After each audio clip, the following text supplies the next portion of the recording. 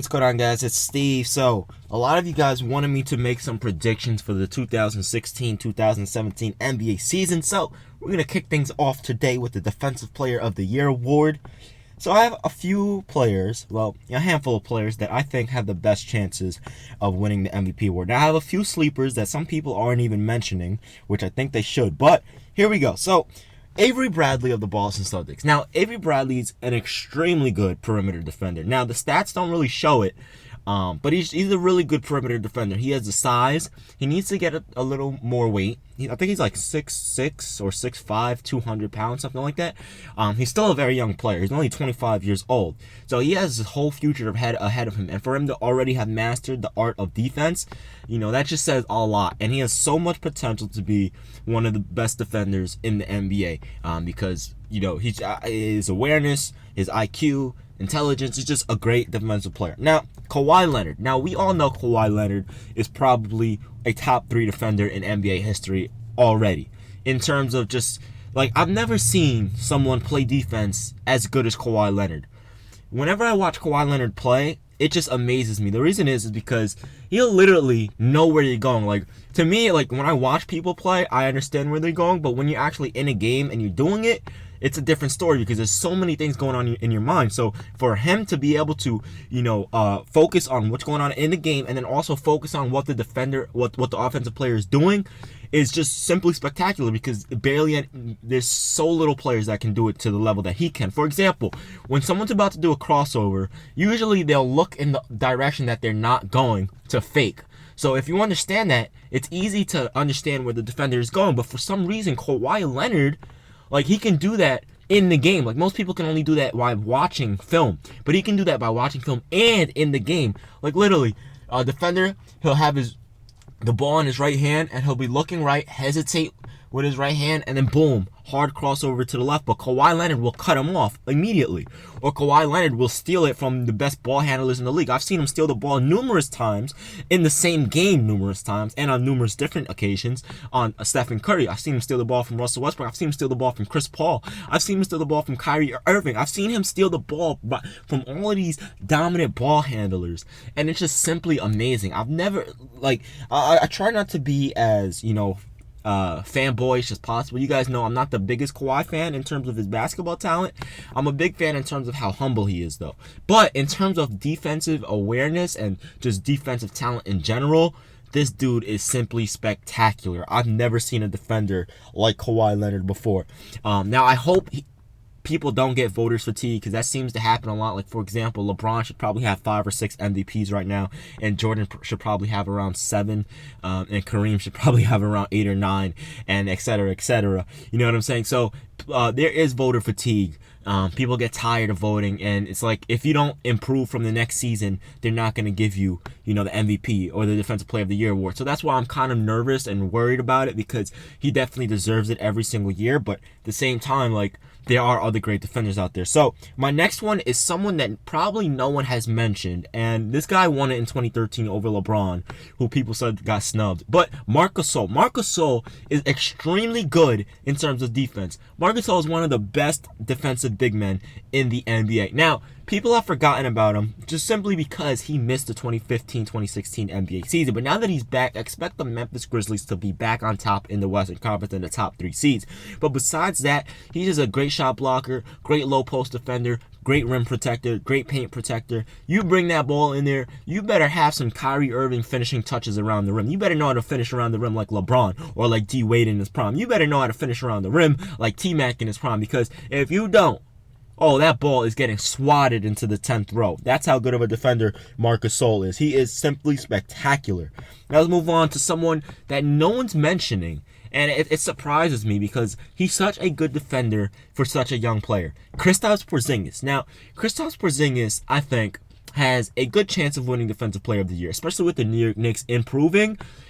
This guy is amazing. He's an amazing shot blocker. He's a great rim protector. He's a great paint protector. He needs to get stronger and learn a little bit more how to guard players that face up and size up. And if you guys notice, I'm being subjective. I'm giving both pros and cons to each player. But I almost said Chris Bosh. Kristaps Porzingis, he needs to learn how to play against big men that back down and against big men that face up to the basket. The reason is because when I saw Kristaps Porzingis guarding Chris Bosh, I saw Chris Bosh eat him alive.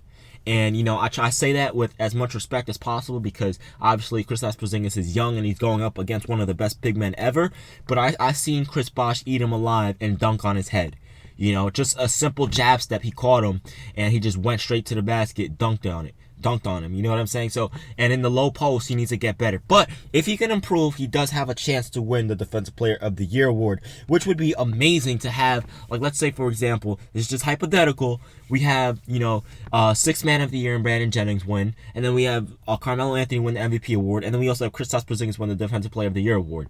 I don't know if that's ever happened. Have 3 awards on the same team for 3 different players. I don't know if that's ever happened. But that would be simply spectacular if that could happen for the New York Knicks and for New York City in general. All right, so let's move on to my next one. DeAndre Jordan. DeAndre Jordan, he specifies on the defensive end. Now, I wouldn't want him on my team because of offensive reasons, and he can't make a free throw, which is all right, but at least improve your post.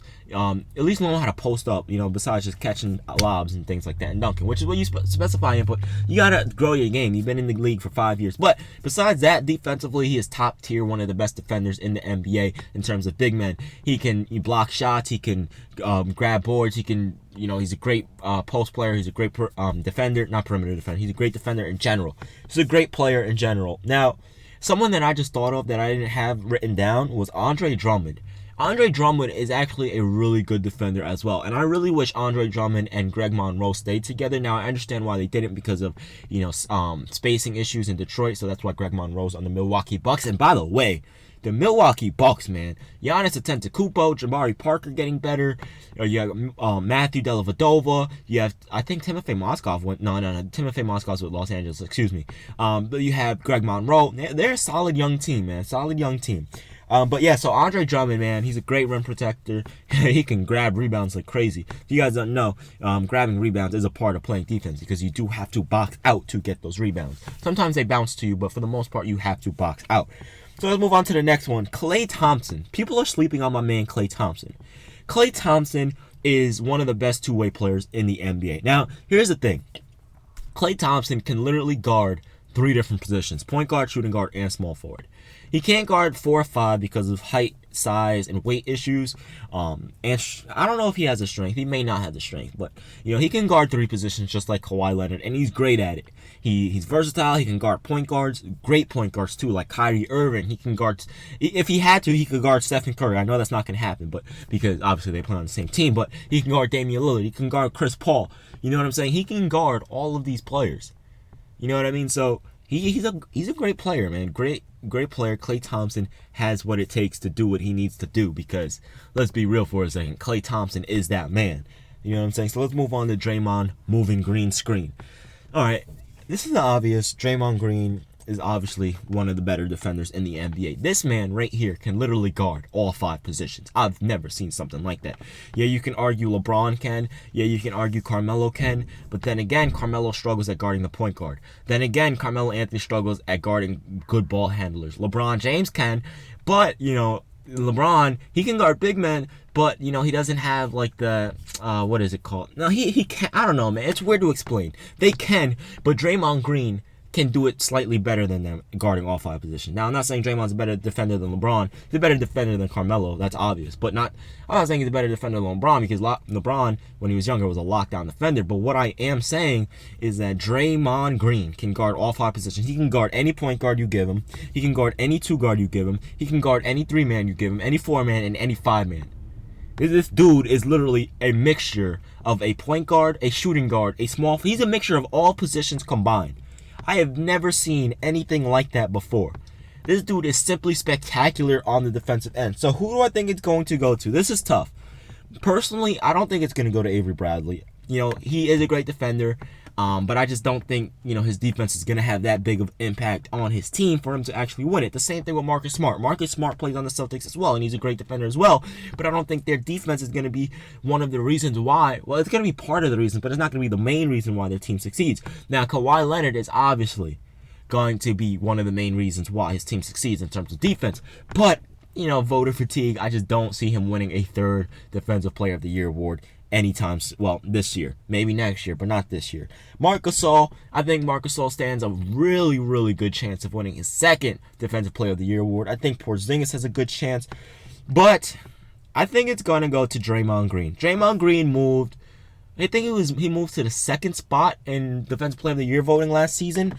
So I think Draymond Green is going to win the Defensive Player of the Year. I mean, again, like I said before, man, I've never seen someone to the likes of Draymond Green defensively. I mean, yeah, Kawhi Leonard is a great on-ball defender and he can guard 3 positions. But if you want to talk about versatile defenders that can guard every single position no matter who you are, Draymond Green is probably, in terms of that, he's the best defender in the NBA. But then in terms of on-ball defense and being able to predict where the players are going and things like that, Kawhi Leonard is. So it's a tough decision who's a better defender. Maybe I'll make a video specifically for that.